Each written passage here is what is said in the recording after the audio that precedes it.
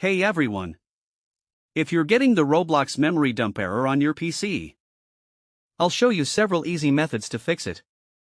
Just follow these simple steps. Let's get started. Open the Windows search. Search for Roblox. Right-click Roblox Player. Click Open File Location.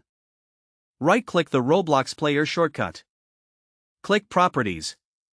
Open the Compatibility tab. If Run this program in compatibility mode is enabled, uncheck it.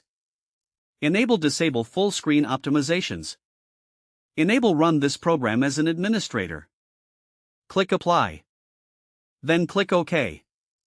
If the problem still persists, press Windows plus R. Type %localaptita%. Then press Enter. Find the Roblox folder. Delete the folder. This only removes Roblox cache files. It won't delete your Roblox account or game progress. If the problem still persists, uninstall Roblox. Then install the latest version from the official website or the Microsoft Store. If the problem still persists, make sure Windows is fully updated. Also update your graphics card driver. Then restart your computer. Now launch Roblox. The error should now be fixed. If you're still having this problem, let us know in the comments. We'll make a guide for you.